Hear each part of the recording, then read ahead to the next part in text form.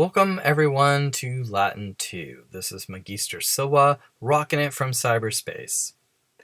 Today we're going to start off looking at stage 37, Consilium, or advice.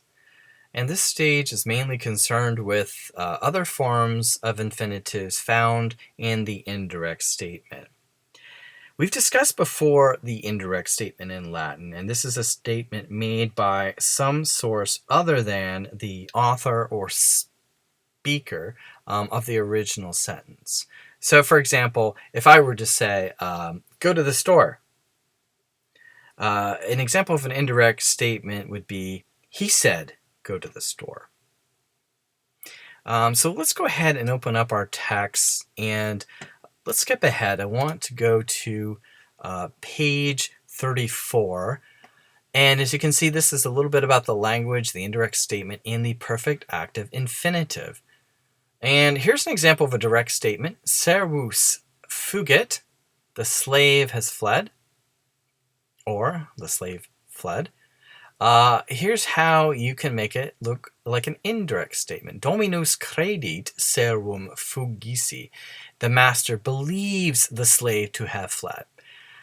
And so you see those telltale signs of the indirect statement, right? You have a verb that is a head verb, a verb of speaking, knowing, judging, thinking, believing, one that's basically not transitive, not very active. And you have a subject accusative here, servum, and then some form of the infinitive to follow. Here, this just happens to be the perfect active infinitive rather than the present active infinitive. So it shouldn't be that much of a leap for us. Another example, Romani multa opida delaverunt. The Romans have destroyed many towns. Audio Romanos multa opida delavisi. I hear that the Romans have destroyed many towns. And there you go. Those are some examples. Keep your eyes open for those as we go through our readings this morning. Let's start off with the first few sentences in our chapter. Agricola Caledoniis victis, epistola nuntio dictat. In hac epistola, Agricola victoriam Romanorum imperatore nuntiat. So, Agricola, with the Caledonians having been conquered, there's your ablative of absolute, dictates a letter to the herald. In this letter, Agricola announces victory to the emperor of the Romans, dative, and then genitive plural. Exercitus Romanus Caledonios superavit. Agricola dicit exercitum Romanum Caledonios superavisi. So, the Roman army overcame the Caledonians. Agricola says the Roman army had overcome the Caledonians. Do you see? This is an example of our indirect statement. So you have a verb of speaking here, dico dicere. You have your subject accusative, exercitum. And finally, you have some form of the infinitive. Here, it's the perfect infinitive, superavisi. Multi hostes perirunt, pauci effugerunt. Agricola dicit multos hostes perisi, paucos effugisi. Many enemies died. Few escaped. Agricola says many enemies had perished or died. Few had escaped. Alia gentes nuntius ia miserunt qui pacem petant.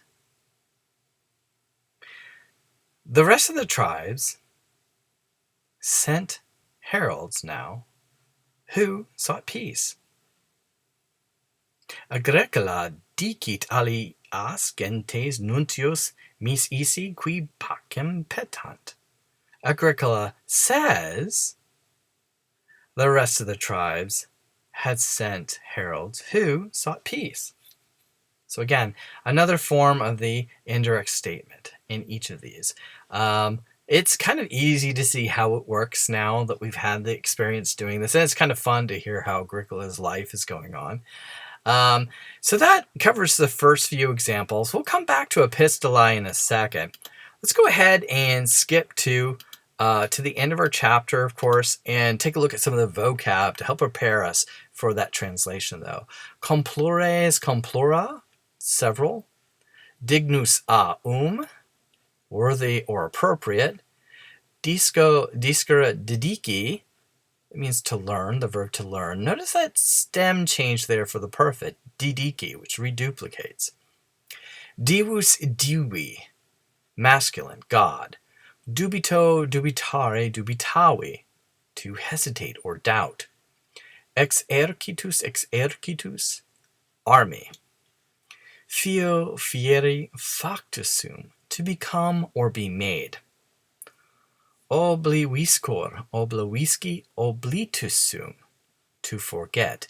This should send some flags up for you guys. It is a deponent with the OR ending, and there are only 3 principal parts. So if you caught that, good on you. Odium, odii, hatred.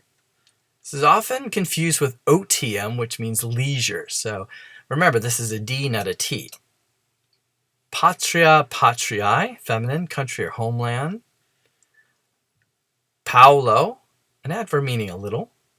Perturbo, perturbare, perturbabo, perturbavi, perturbatus. Say that 5 times fast. To alarm or disturb. Think of the modern cognate perturbed. Proelium, proelii, neuter, meaning battle. Puto, putare, putavi, to think. Revoco, revocare, revocavi, revocatus, to recall or to call back. Securus, secura, securum, without a care. Tempestas, tempestatis, feminine, storm. Think of Shakespeare's The Tempest. Trans, plus the accusative, meaning across. And finally, validus, valida, validum, strong. So let's go ahead, return to our reading.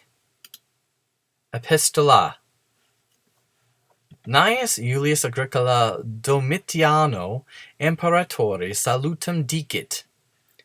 Septimus annus est Domine, ex quo pater tuus divus Vespianus ad provinciam Britanniam me misit, ut barbarus superarem. Tu ipse auditis precibus meis, iuisti Caledonios, quoque in populi Romani potestatem redigi. Nunc tibi nuntio exercitum Romanam magnam victoriam retulisi. Bellum est confectum, Caledonii sunt victi. So to translate, in the 7th year, master, from which your father Vespasian sent me to Britain in order to conquer the barbarians, you yourself, with my prayers having been heard, you have ordered the Scots also to be brought under control of the Romans. Now I announce to you that the Roman army has brought back a great victory. The war is finished. The Scots have been conquered. Very dramatic, kind of fun too. So what did we see in this particular passage? Again, we saw the ablative absolute here. Okay. We saw now with the herald here announcing retulisi. Here is what? This is a perfect infinitive. So we would have to go back and double check here to see if this is an indirect statement. Right? And bellum est confectum. So the war is finished. Right? It is completed. Caledonii sunt victi. The Scots have been conquered. Okay, moving on. Initio huius ai statis ex ergitus noster ad ultimas partes Britanniae pervenit. Hostes adventu nostro cognito prope montem graupium se ad proelium instruex erunt, ibi milites nostri, spe gloriae adducti, victoriam nomine tuo dignam retulerant. Incertum est quod hostes perierint. Scio tamen paucissimos effugisse. Exploratores mei affirmant non nullos superstitis salute desperata etiam casa suas incendisi atque uxores liberosque malnus suo occidisi. Whew, now that was quite a bit there. Let's take it piece by piece. At the beginning of the summer, our army will reach the farthest part of Britain. The enemy, having known of their arrival near the mountain of Grampium, are preparing for battle. Then our soldiers, led in by the hope of glory, brought back a victory worthy of your dignity of name. It is not known how many perished, but I know very few to have escaped. And there's your perfect active infinitive. Some scouts confirmed there were some survivors, with safety having been despaired, even to have burned their homes and to kill their own wives and children by their own hands. Sua manu.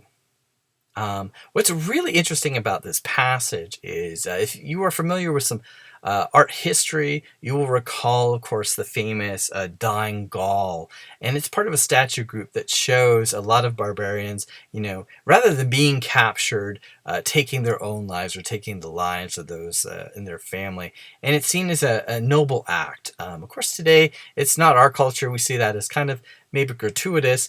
But nevertheless, in the ancient world, it might have seemed that way to the Romans.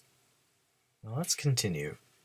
De bello satis dixi, nunc pax formanda est, ego ipsi Britanos hortatus sum, ut templa fora domos extruant, filiis principum persuasi ut linguam latinam discant.